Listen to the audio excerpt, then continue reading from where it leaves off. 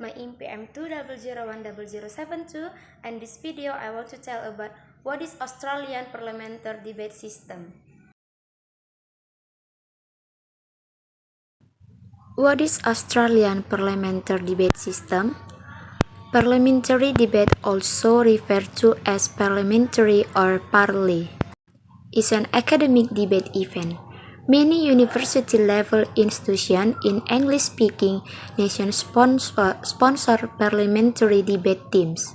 In addition, the format is certainly spreading to the high school level.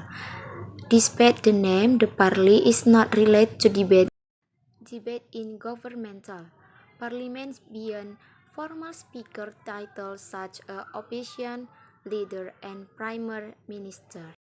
How Australian parliamentary system? The Parliament consists of the Queen, represented by the Governor-General, and who's the House of Representatives and the Senate. The Parliament passes legislation, another function of the Parliament under the Australian system, to prove from its membership the member of the executive government. Of course, it was a pretty amazing day in the Parliament. 2 years of anger boiled over with the opposition leader and the Prime Minister exchanging insults and invective. During a rare move to sack the Speaker, as Chris explained, Tony Abbott said that Julia Gillard's government should have died of shame, a nasty echo of the slight directed at her father. The Prime Minister unleashed on Mr Abbott's character, calling him a misogynist. Here's Chris Ullman with the day. This is the first opportunity that I have had to affirm to the House that I deny allegations. Peter Slipper has said little publicly since the sexual harassment case against him was launched. If we could just have a bit of decorum today. It's been 6 months since Peter Slipper last graced the Speaker's chair. He still has the title and the salary, but has stood down from chamber duties while sexual harassment claims against him are tested in the federal court. The mediation was successful. He might be out of sight in Parliament, but he isn't out of mind.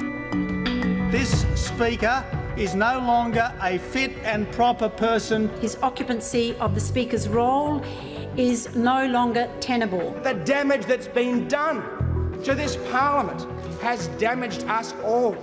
Court disclosures of more base text messages sent by Peter Slipper are the latest bludgeon in this Parliament. And I only allude to the gross references to female genitalia which are contained in the uncontradicted, undenied evidence before the court about the conduct of this Speaker. This was the opportunity the Coalition had been seeking since Peter Slipper deserted its ranks for the trappings of office in November. And I move that, as provided for by Section 35 of the Constitution, the Speaker be removed from office immediately. In 112 years of federal parliament, no Speaker has ever been voted from office, and it's a decade since an opposition has tried.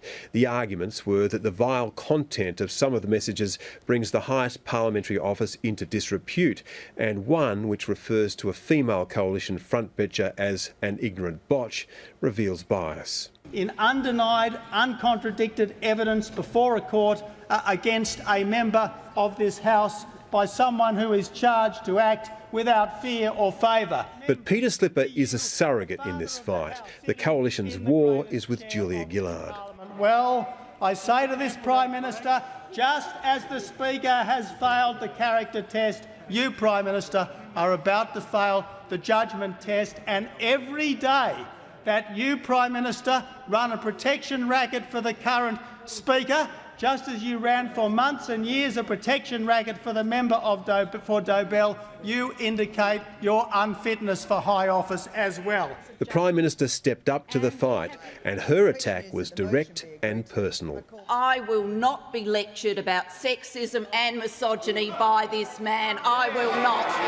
And the government will not be lectured about sexism and misogyny by this man. Not now, not ever.